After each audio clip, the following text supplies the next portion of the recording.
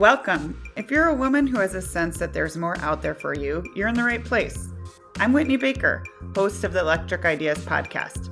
Somewhere along the line of work and kids, life carried on, but I lost track of my truth.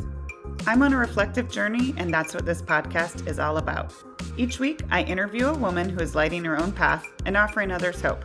Before our conversation ends, we'll share a reflective question for you to explore. Sometimes all we need is a jolt, a fresh idea, an aha moment that connects us to a sense of possibility. This, my friends, is what I call an electric idea. Welcome back to Electric Ideas. I'm your host, Whitney Baker. Today, I am delighted to welcome Megan Febuary to the show. I had the pleasure of reading her new book. It's coming out this June, and it truly spoke to me. It's called Brave the Page: How Writing Our Hard Stories Brings Healing. I found Megan's writing quite beautiful. I felt witnessed in her words. And whether you're a creative or a writer or just someone who's brave enough to get clear on what's holding you back from living fully, this book and this conversation is for you. Megan has long been a trauma-informed writing coach and someone dedicated to elevating people's stories. She's founder of the global storytelling program and literary magazine called For Women Who Roar. She's been named a leading expert in creative recovery and holds a master's degree from the Seattle School of Theology and Psychology, where she focused her research on body as a storyteller, which we're going to delve into in this podcast, and it is so interesting. Before we jump into this episode, I want to share a free resource I have available for those of you who gravitate to writing as a tool for self-connection and exploration. It's called Calling Her In, 10 Soulful Journaling Prompts to Connect with Your Future Self. I know May is a full time for many people, so this is a super short opportunity for you to maybe carve out a little time to connect with yourself. And this tool is also an extension or an opportunity to explore future self work based on Electric Ideas podcast episode number 146 called Shift Out of Autopilot and Connect with Your Future Self. So feel free to check out that episode of the podcast if you want a little bit of additional self-love today. And there's a link in the show notes for this podcast to snag that free set of lovingly curated journaling prompts. Okay, let's get into the show. I know you're going to have a lot of great takeaways from this conversation with Megan Febuary. Hi, Megan. Welcome to the show. Thanks, Whitney. I'm so excited to be here. I'm so excited to have you. And I want to start by clarifying something because you wrote this beautiful book that definitely deeply supports people who identify as writers or creatives. But I found that the reflections and the practices you share in your book, Brave the Page, are relevant to anyone who's endured the beauty and the pain of life. So can you just start there and just talk about in general what it means to heal our stories and why this work could be for anybody? I love this question so much. This is one of the things I really want people to know right off the bat, that it is, yes, of course, for people that love to write, to show up to the creative work, but it is for anyone and everyone that has a story, which is everyone. Literally, I told my agent this when we were talking about the book idea. I told the publisher, and I was like, I know it's broad, but the reality is we all have stories, and the deep impact of healing comes when we investigate them, when we dive into them, when we explore them. And yes, that can be done through the gift of writing. It's what we started doing when we were very young. We started coloring and playing. We've been in this creative pursuit for the beginning of our lives. And all of it's about story. Learning to put words together, learning to put colors together and find meaning. And so every person has the ability to go back and explore their stories, good, bad, ugly. And what happens when we do that is we begin to find a lot of hidden messages that were tucked back in a way. We get to find old narratives that we maybe adopted from somewhere that we didn't realize we were still living under. We get to rewrite new scripts. Doesn't mean we can change the past, but we can change the meaning of it. And that is everything with what I call like story healing work. And yes, you can come to this wanting to write a book and doing all that. And I am all for that. Please do that. So amazing. But you can also come to this as someone that just wants to uncover their life and do some deeper healing work that has to do with the creative process. I love that the old narratives and the hidden messages. We're definitely going to talk more about that. I actually want to share a passage from your book that speaks to that a little bit. You wrote, "Our bodies are storytellers, holding the pages of our lives inside. Some pages are tucked away in drawers we've forgotten about. Some pages have been crumpled up, burned, and put through the shredder. But still, they are there in our bodies, even if we can't see them." So, there's a central theme in your book and this kind of idea of our bodies holding emotions, maybe anger or anxiety that we weren't able to process at a certain point in our lives, especially during times of trauma, big or small. And we can talk more about that. Can you speak to how you've come to such this intersection of understanding between our bodies holding our story and kind of releasing them through writing? So, my thesis work when I went into my master's program was about the body as a storyteller. And the reason I went into that was I was deeply curious about my own body's interpretation of trauma. And ever since I was really young, I'm a trauma survivor from childhood, but also in adulthood. And I didn't have language for that. Like, there wasn't language that I could communicate about that as a kid. So often what I would do is turn to writing, turn to art, turn to books, I would literally absorb dictionaries and thesaurus. I just was obsessed for searching for something I couldn't quite name in myself. And writing and words and art really helped me begin to find that language. And there's a book by Annie Rogers called The Unsayable. She also wrote Shining Affliction, incredible psychoanalyst. And her whole study is literally on this, the unspeakable, how she studied children that experienced trauma and they couldn't speak about it. So she would talk to them and get to know them and found that they were speaking through kind of code and metaphor and imagery. And that really spoke to me, and I included a lot in my research around even though we aren't able to verbally communicate trauma a lot of times, depending on the severity of it, there is still these tucked away messages and metaphors and imagery that's often within us. And it gets kind of pushed out through our body's experience. So, for instance, that could be through illness, it could be through a chronic headache, right? Or other issues that might be coming up through the body. So for me, I had scleroderma as a kid, which was a skin disease, and it was the hardening of tissues underneath the skin. And when I began to investigate this later on, there was research and studies shown around how it was impacted by the immune system and described kind of a war on the inside of the body that was most likely caused from chronic stress that a person was unable to really go through and process at their young age. And then another illness I had to do with my thyroid. So as I was thinking about that, I was thinking about what has been the impact of my voice? What has been the story of voice repression for me?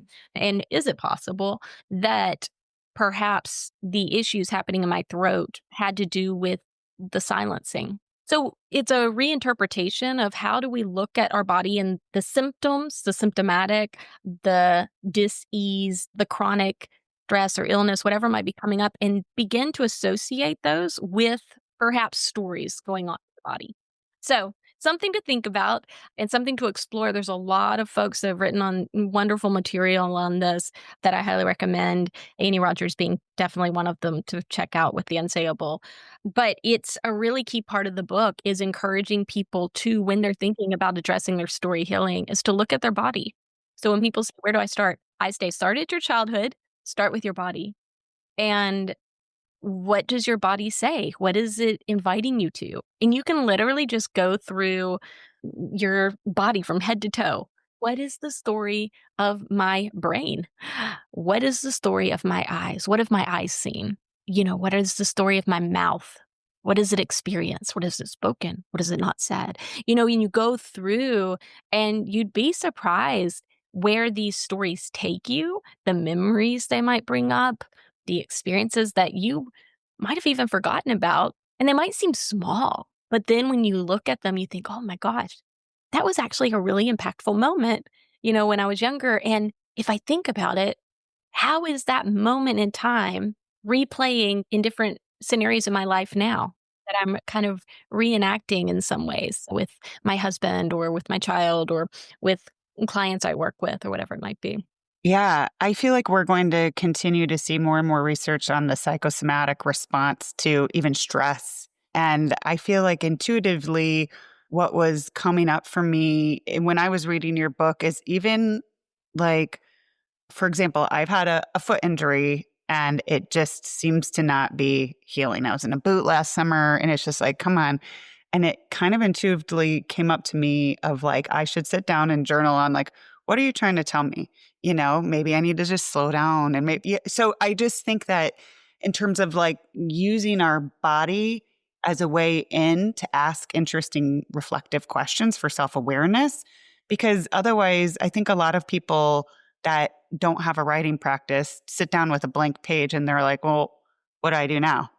And I just think that the body's stories, even if it's just a way in or a way to remember, is really interesting. It's a powerful entry, and Yes. it's one anyone can begin to take. There's no stuck place with that. You might feel scared and a bit frozen as you begin to enter that space, but it is a well of information and writing prompt for you. Yeah.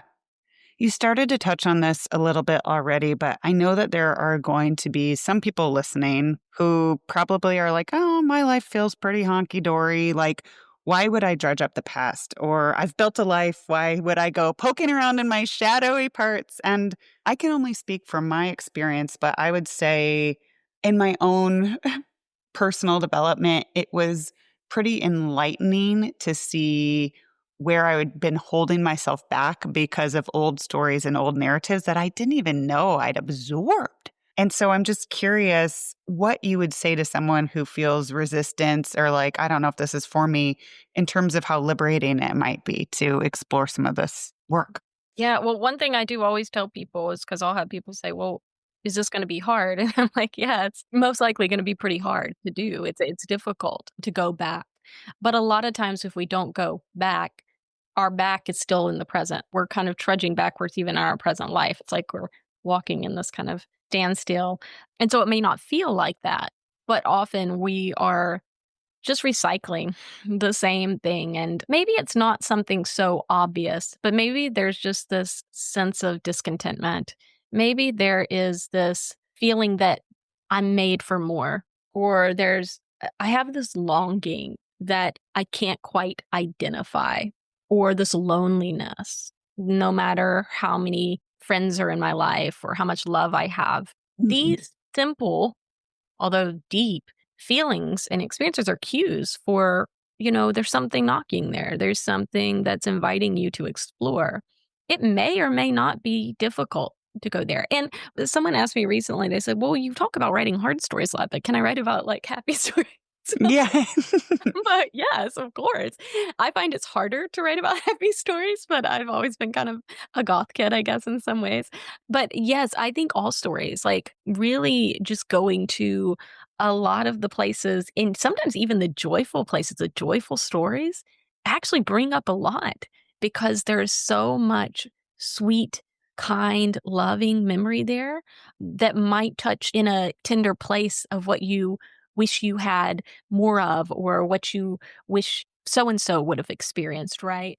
There's depth there. I think it's just important that we believe in our own depth. I think it's easy to think, "Oh, I hear this a lot. I don't have much to share. Oh, my story is not that significant. Oh, so and so's story is so much more compelling than mine. What's the point?" And I'm like, "Oh no. Where is this messaging coming from? Like who is giving you this messaging? Let's dig in there." You know? Yeah. No, that's interesting. I mean, I was always a scribbler in journals when I was little, and I know you were too. And I remember one time when I was kind of working out my creative process, and my mom kind of being like, every book I read, someone's had such a major, thing that they've overcome. Like, why would someone want to hear my words?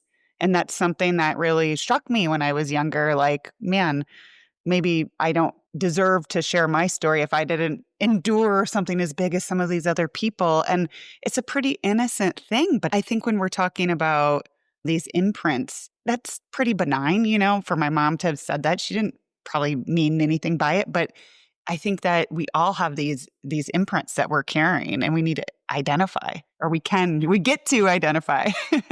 Get to. And Yeah. I think the opportunities are always there. And I do think there's something very curious to explore around what is it about this fear of insignificance or comparison that makes us want to hunker down and not explore them, not expose them, not trust our meaning and the power in them. I would love to dig into that with every single person that would listen to this. Like, what is it? And even a prompt for folks listening to of when was the time you thought your story wasn't significant? Or is there a time that you thought, Mm. am I enough? Do I matter here? Right? And what would you say to that person now, especially like if you were younger? How would you encourage them and help them shine and step into their fullness? And how can that be translated into present day? I'm so glad you brought that up because that was definitely something you candidly shared about you processing this kind of what could seem paradoxical, like fears of being too much and not enough. And I have to be honest, I identified with that and never had it totally articulated that way. But what I thought was really interesting in your writing is that only your female clients have talked to you about this challenge, Yeah. which since I have a only female audience, I thought maybe you could speak into that a little bit because if it's you, it's me, it's probably a few of us. Yeah, so a lot of the work that I do with my writing clients, I draw in a lot of folks that want to write stories and books, right? So I'll do editing on there and give a lot of feedback and what I'm seeing. And one of the things that I kept seeing over and over and over again is, especially when people were writing personal stories, memoirs, essay collections, poetry, they would say, is this enough? Do I need to be more or do I need to share more? Am I enough here? Does it, all this kind of question. And I kept seeing this theme of, am I enough? Is it enough? Can I be more? And was like, there is something so deep here. And I've worked with clients that are men doing the same work. Never was there a question of is this enough? Am I enough? Do I need to bring myself more here or whatever? And it got me thinking about what is it as women that we have felt this need to kind of squash? Maybe, subconsciously or maybe with conscious a decision of making ourselves smaller. This fear of what if I'm too big on this page? What if I share too much about myself here? What if my presence is too big in this work environment or in this relationship, right? This kind of, needing to make ourselves small. There's this tricky place of women feeling like, well, I want to be more. I ache to be more. I want to be louder. I want to be more visible or whatever it might be. But I also am afraid of coming across as too much, too loud, too bossy, too bitchy, too whatever. And so there's this contradiction that exists in where do we live? We're kind of suspended in this freaky middle space and we don't know where to go. We don't know what to do. And often we just kind of confine ourselves in between both of those. And I think it leaves us feeling a bit frustrated and unable to fully live into the bigness of ourselves, the full expressiveness that we are probably created for. Absolutely. I mentioned a little bit, and this might go into people that are really trying to write something that they share, but maybe not, but something else that feels a little bit that, if I had to guess, might be a little bit more female heavy with their clients in terms of barriers is kind of this idea that if they write their stories, they might expose somebody else and kind of questions around who and why are we still trying to protect. And I'd love to hear some perspective on that. But first, I want to clause that when we write these stories, they can be for ourselves. They don't have to leave the pages of our journals or, the pages of our computer.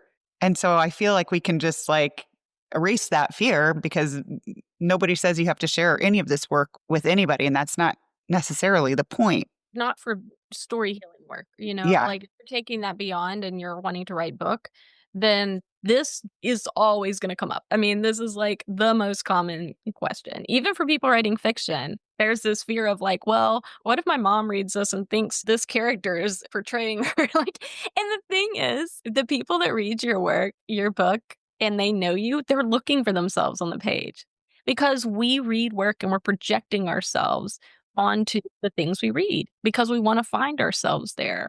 So, the thing I always encourage folks that are writing material and they're feeling that fear of retaliation, that what if so and so reads this and interprets this negatively, is one, yes, first, write first and foremost for you. Write the truest version of whatever this material is you want to write.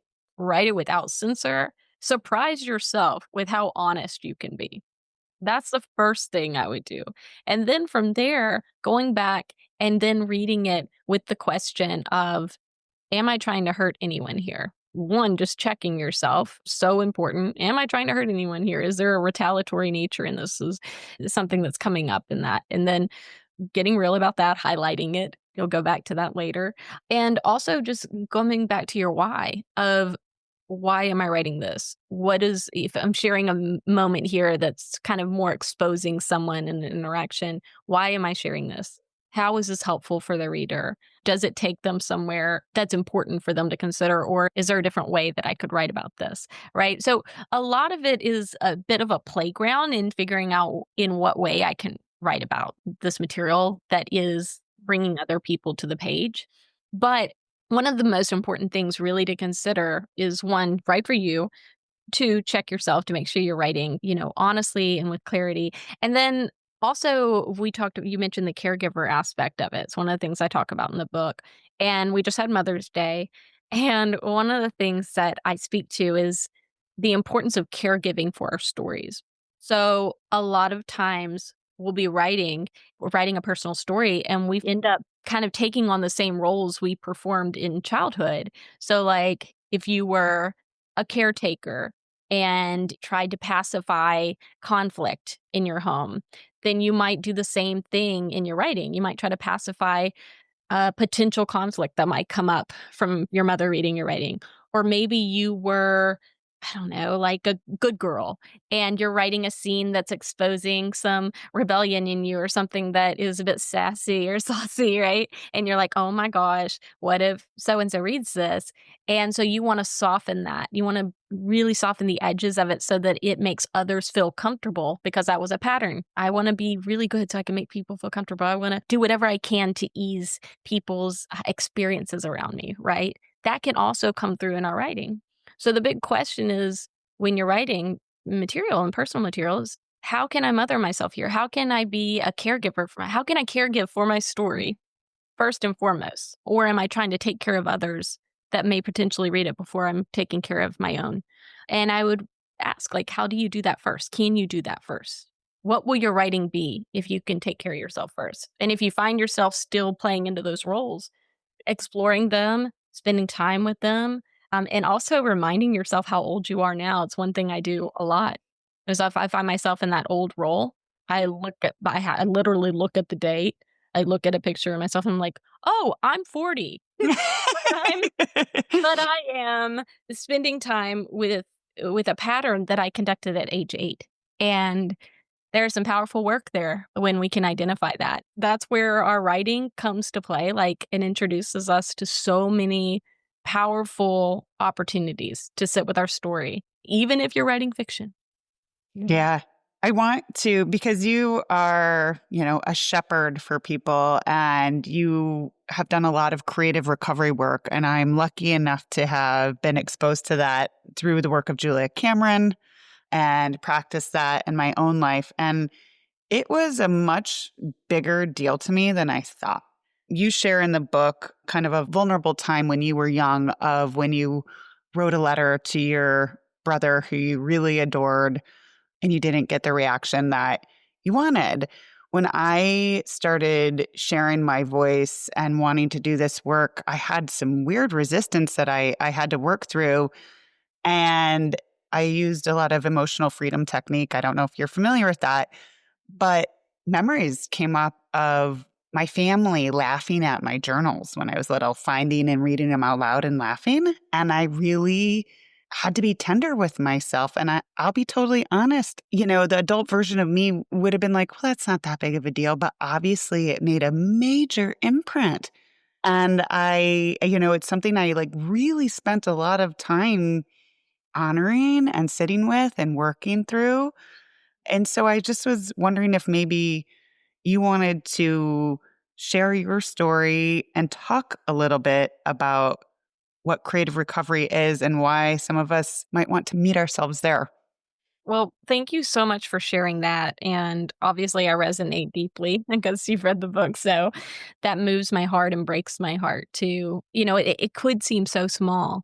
But what's funny is the wounds like that, I've found that some of those paper cuts have felt more impactful on my journey. And because I think there were so many small paper that just kept happening that were very similar to things like that of someone laughing at something vulnerable I shared, not taking me seriously, telling me I'm stupid, but with laughter or ditzy or dumb or whatever. Ha ha, you're so dumb, Megan, but it's okay.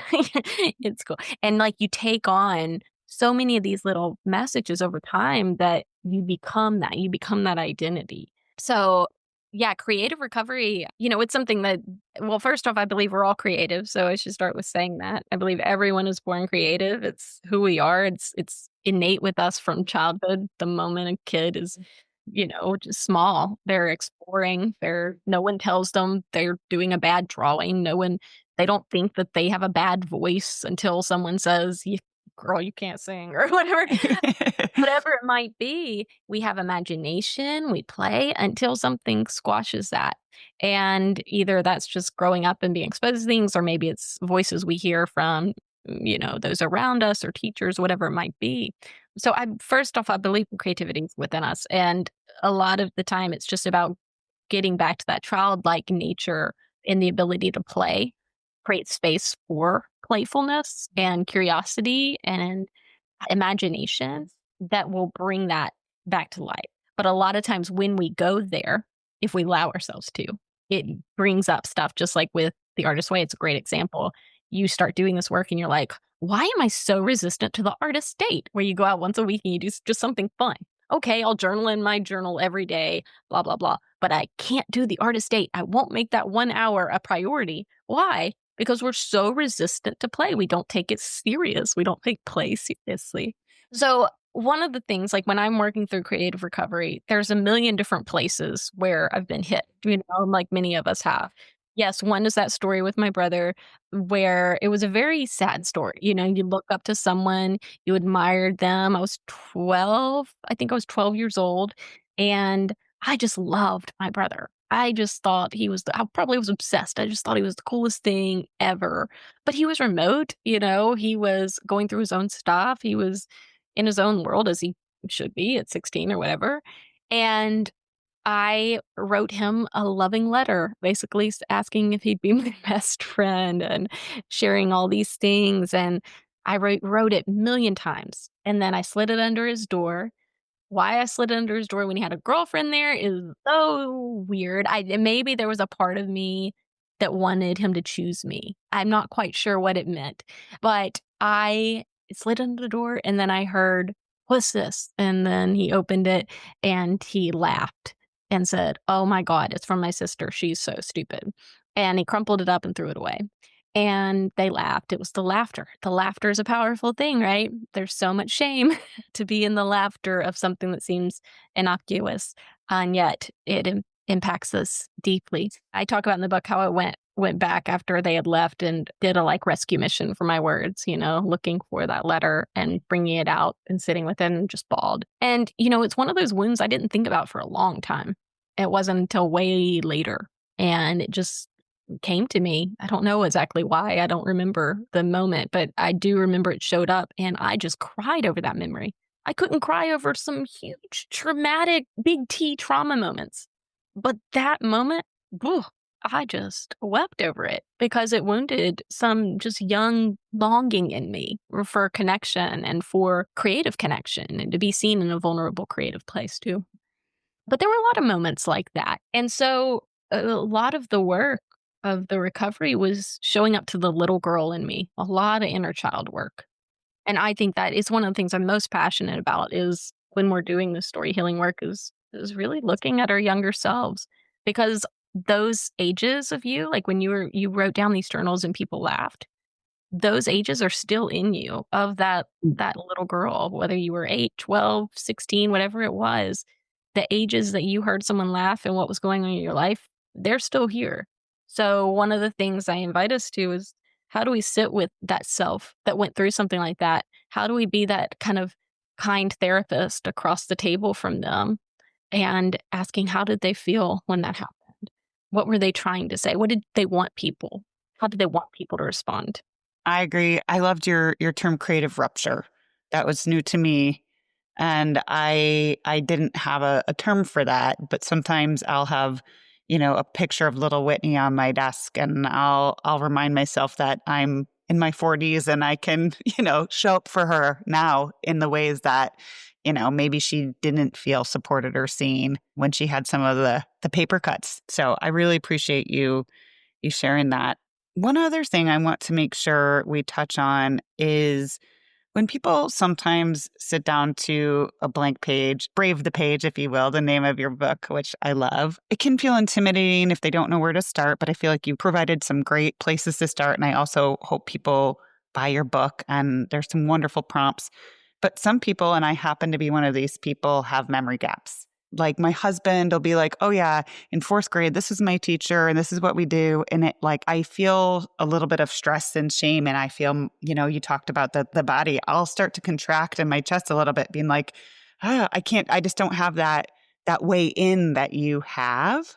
And one of the really powerful parts of your book for me was this permission slip to not have it need to be factually accurate of the date and the time and whatever, like whatever way you can get into a story is okay.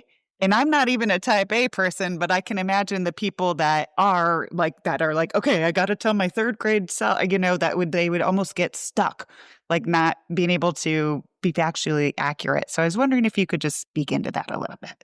Oh my gosh, I love the conversation of memories so much. I mean, it's a conundrum. So many of us have botched memories. Even if we had, perfect childhoods and no trauma, to remember things is a gift, right? I have selective memory. I have things that I remember very well, and then things that I'm like, wow, that's a big gap. And a lot of it I've actually recovered over the years. I used to not remember anything till I was the age of 10, and then I was like, oh, I remember this one thing.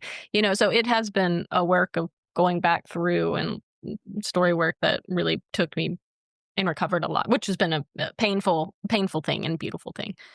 But anyway, what I'd say from the accuracy standpoint is one, what is accuracy? Because the reality is, if you were sitting with a specific story, say you're sitting with that story about the journals, and people read them and start laughing.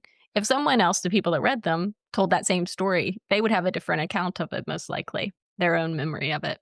So one of the things I like to encourage us to think about is everyone's memory is unique to them and how they're recalling it. And the way that we perceive truth and the way we perceive memory is selective based on our own recall and for the same people that were in that memory with you.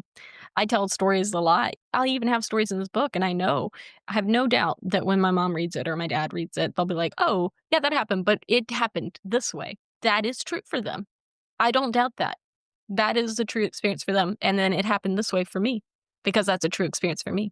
And so, one is a lot of grace there towards everyone's experience, towards memories, especially those we share about what is true for each person. And maybe even what needed to be true for us for that memory and what needed to be true for another and maybe continues to. So that's an important thing to think about. But an exercise to play with is one I bring in the book called The Timeline.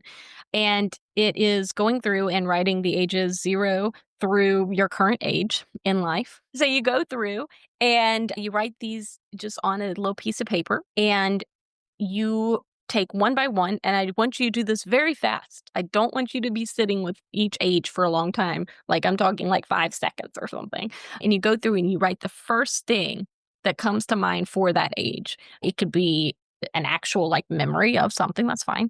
It could be an image, it could be a color, It could be a smell. It could be a sense in your body. If you know the constriction in your lungs, like when you think age 4 and you're just like, and you just go, okay, well, something caught in my lungs. All right, caught in my lungs. So whatever it might be, going through and you write down that thing next to each age. And then when you finish that, you go back through, you read it, and you can take your time here. You can write on it, reflect on it. And I recommend when people do this to go through and just do a small selection of, ones that are speaking to you that you're the most curious and intrigued about, maybe 3. And you pick them out and you do some writing on it, and first start out with just a free write on it. And then if you want to play around with it more and write a poem or try to really excavate a story that's more full-fledged from it, that's fine. And just kind of see how far you can take it, where you can go with it. And again, giving yourself permission that, is this a true story? What is a true story? There's a lot of playground there, but we need a lot of that grace and kindness with memory recall because it's a messy ground. It's a puzzle piece with lots of missing pieces. And if we're type A and we show up to the puzzle, we've filled out most of the puzzle and then we're like, oh my God, there's 8 pieces missing. That could lose our mind. But, but if we can just kind of be kind and go, well, that's not great. It's not but what can I do with these missing pieces? Maybe I could do some cutouts and paint something in, or do some other ways of filling this in that's creative. It's a playground. Yeah, I really appreciate the curiosity and compassion that you encourage people to have with all of this work. In terms of your own creative life and recovery, and you being brave enough to share vulnerably in the book that you wrote, what permission slips have you had to give yourself as a creative spirit that you wish all women could explore giving themselves? Definitely the reminder that I'm allowed to share this. I'm allowed to share this, whatever that this is. I am allowed. I think for me, there's always been this sense of protecting others before I protected myself. And so, really kept so much of my own stories and experiences and everything secret and hidden. Not that I need to expose everything to everyone and everywhere, but giving myself the freedom to know that I could and I can, even to myself. Yeah, even to yourself. I mean, that's so big. So I think that sense of I'm allowed to show up honestly to myself. And then I would say I'd say it comes back to that enoughness. Can I let myself be enough here? Let my story be enough? Can I trust that my words have value? Can I trust that this book has impact and resonates and speaks deeply? It could be easy for me to settle into a place of like pessimism or self-doubt or trying to preempt negativity or bad cells or whatever it might be. And that would be safe. But what if I thought bigger? What if I allowed myself to think bigger and let my longing for this book and for this work to be larger than my fear? So that's something I would encourage people to consider for themselves is, can you let yourself take up space? Can you let your story take up space? Can you let your playfulness and curiosity for it be messy and alive and worth it? Yeah. I always end my conversations with an opportunity for reflection. We've had wonderful reflections throughout, which I appreciate. I feel like people are going to want to listen to this and then listen to it again with their pen in hand. But in this area of story healing, and for some of my listenership, creative recovery, when it comes to doing the tender work for women who kind of need a nudge to just begin, what's one question they could be asking themselves? I don't even know if it's a question as much as it would be the statement of start with your childhood, start with your body. I think I would go there. Start with your childhood, start with your body. And with that, literally just getting out pen and paper. And the reason I say pen and paper is a similar way, like to Julia Cameron, is there's something visceral about it. It brings us back to our body. It also makes us messy. Most of us, we're not used to writing by hand anymore. So it's super messy. It's barely legible. We judge it. I know for me, I have a million journals that are like barely written in because I'm like, oh God, this page is so bad. You rip it out, and then I feel bad about the ripped out page, and it's just wasteful. So just sitting with that and starting with childhood, starting with body. And it can literally be the questions of what is my earliest memory? And again, no judgment there. It could literally be at age 18. It doesn't matter. So I would definitely encourage people to start with childhood, start with body. And I have on my Substack, Heal Your Story Substack, a whole prompted memoir experience for 52 weeks. And it has some powerful prompted questions that are all about digging into our life, and they're deep. So if someone's like, well, I'd love some specific prompts, that's a really great place to begin diving into. So Wonderful. I know that my community is going to want to find you and follow you and buy your book. So please share where the best place to connect is. yeah, meganfebruary.com. It's Febuary. I know it's spelled weird. SEO does not like it, but it's meganfebruary.com. You go there, you can find the book. You can also just find it online anywhere you buy books. It's Brave the Page, How Writing Hard Story Leads to Healing and Wholeness. So just look it up that way. There's another Brave the Page book out there on NaNoWriMo, so don't get that one. I mean, you can get that one, but if you want my book, we're happy to. So yeah, that's it. And then my Substack is Heal Your Story on Substack. So you can find me in all the places under my name as well, and on all the socials. So definitely reach out, connect with me. I'd love to hear from you. It'd be wonderful to see how this is landing. And definitely go check out the book. I can't wait for y'all to read it. Me too. Thank you so much, Megan. Thank you. I'm so glad you joined me today. If you're looking for more, feel free to connect with me on Instagram at @WhitneyWoman. And if you enjoyed the show, I invite you to support me by leaving a review or sharing it with a friend. Hope you have an inspired day.